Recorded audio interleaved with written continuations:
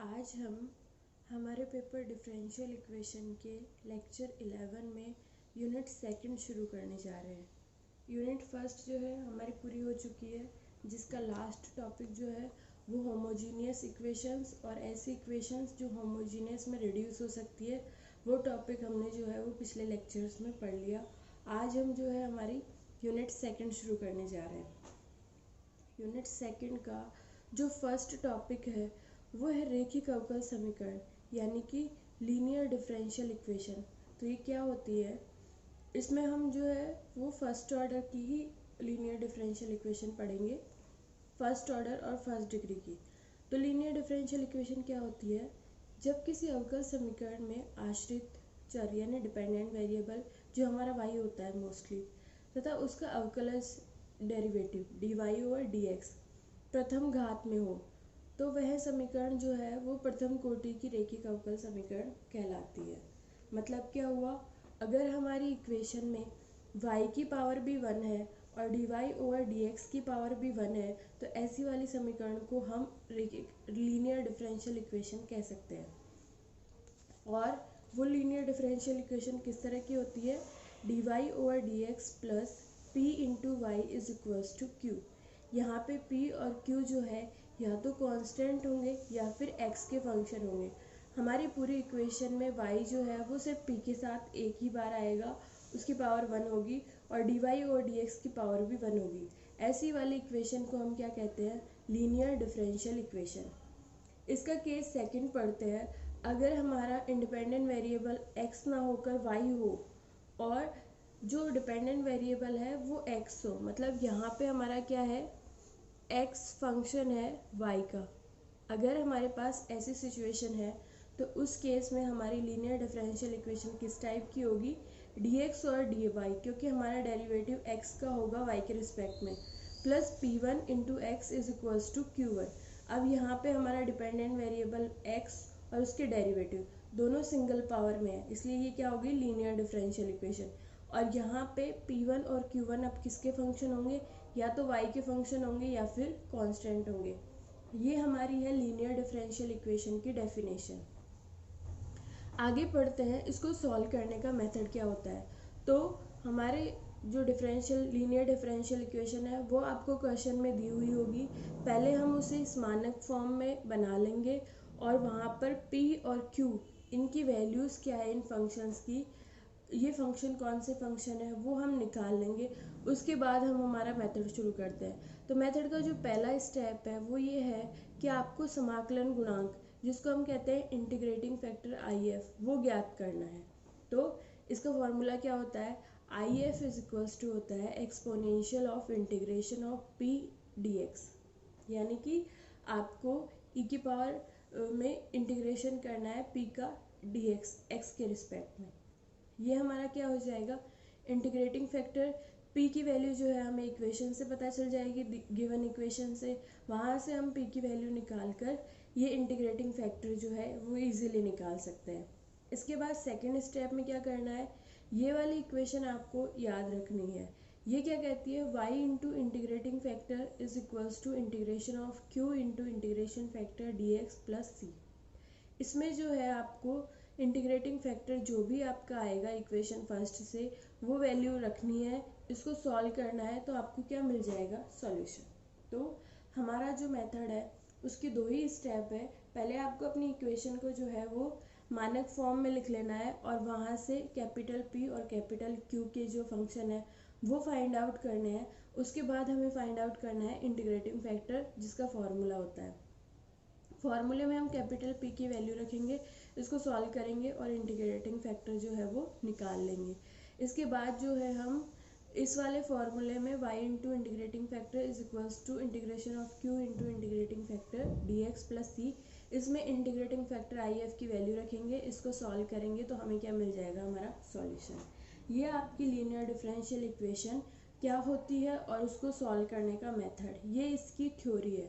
अब हम इसको और ज़्यादा क्लियर करने के लिए इस पर एक एग्जाम्पल पढ़ लेते हैं। तो हमने एग्जाम्पल लिया है, सॉल्व हल कीजिए। हमारी डिफरेंशियल इक्वेशन है 1 plus x square dy/dx plus 2yx minus 4x square is equals to 0। ये हमारी गिवन डिफरेंशियल इक्वेशन है। तो यहाँ पर हमें दी हुई डिफरेंशियल इक्वेशन ये है और हमारी मानक फॉर्म ये है, जिसमें dy ओवर dx का कोफिशिएंट क्या है 1। तो हम हमारी इक्वेशन को, और इसके बाद y वाली टर्म है और इधर इक्वेशन के जो y से फ्री वाली x या कांस्टेंट जो भी है वो टर्म है। तो सबसे पहले हम हमारी इक्वेशन को जो है वो मानक रूप में बनाएंगे। तो सबसे पहले हम dy ओवर dx का जो है वो गुणांक 1 कर लेते हैं। तो यहाँ से dy और dx का गुणांक 1 किया तो 1 प्लस एक्स स्क्वायर को पूरी इक्वेशन से डिवाइड करना पड़ेगा, वो हमने कर दिया। तो dy और dx प्लस 2yx पहले से था, 1 प्लस एक्स स्क्वायर से इसको डिवाइड किया, minus 4x square 1 plus x square is equals to 0। ये हमें मिल गई जब हमने पूरी इक्वेशन को 1 प्लस एक्स स्क्वायर से डिवाइड किया। इसके बाद जो है वो अगला स्टेप क्या है, इसके बाद जो है हम y वाली पहला टर्म हमारा है dy और dx प्लस दूसरा वाला टर्म है जिसमें y है, उसको हमने रख लिया y, और इसके साथ जो है वो 2x 1 प्लस एक्स स्क्वायर। इसके अलावा जो पूरी तरह x की टर्म या कांस्टेंट होता है उसको हम इक्वेशन के दूसरी तरफ भेज देते हैं, तो इसको हमने इक्वेशन के दूसरी तरफ भेज दिया।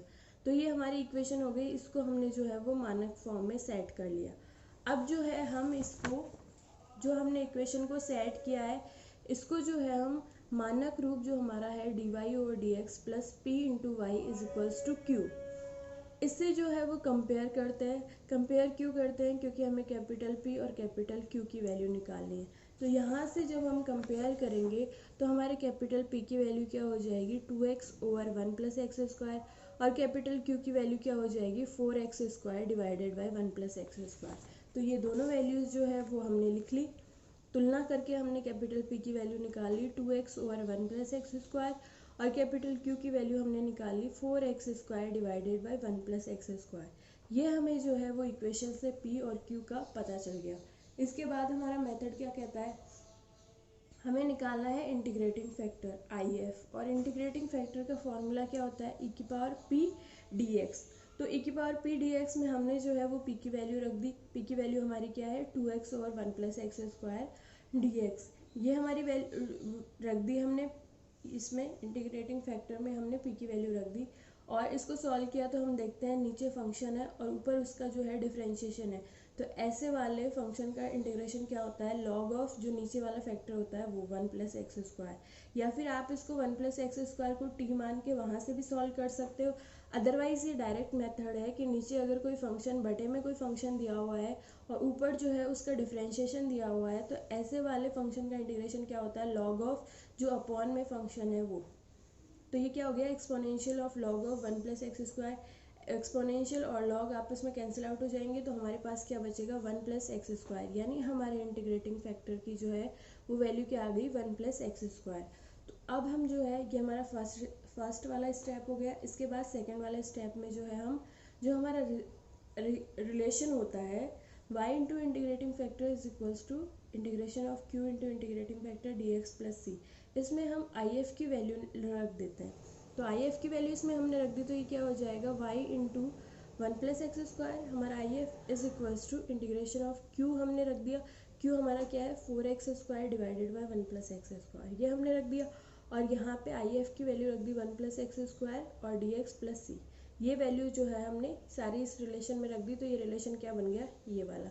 अब हम इसको जो है वो सॉल्व कर लेते हैं। तो इसको सॉल्व कैसे करेंगे, y into 1 plus x square, इसको एज इट इज़ रहने देंगे, इसका इंटीग्रेशन करना है तो इसको सॉल्व कर लेते हैं। ये दोनों फैक्टर आपस में कैंसिल आउट हो जाएंगे, हमारे पास क्या बचेगा 4x square dx plus c। तो इसका जो है हम इंटीग्रेशन कर लेंगे, ये क्या आएगा 4 हमारा बाहर आ जाएगा, और एक्स स्क्वायर का क्या होगा एक्स क्यूब बाई 3। तो जो हमें लास्ट में रिलेशन मिला y into 1 plus x square is equals to 4/3 x cube plus c, ये हमारा क्या हो जाएगा सॉल्यूशन। ये हमने सीख लिया लीनियर डिफरेंशियल इक्वेशन क्या होती है और उसको सॉल्व करने का मेथड क्या होता है। अब आप जो है बुक में जितने भी एग्जांपल्स है और एक्सरसाइज के क्वेश्चन है उन सबको आप जो है वो सॉल्व करेंगे, और अगर आपको किसी भी एग्जांपल या फिर एक्सरसाइज के क्वेश्चन में दिक्कत है तो आप जो है वो पूछ सकते हैं, आपकी वो प्रॉब्लम सॉल्व करके बता दी जाएगी।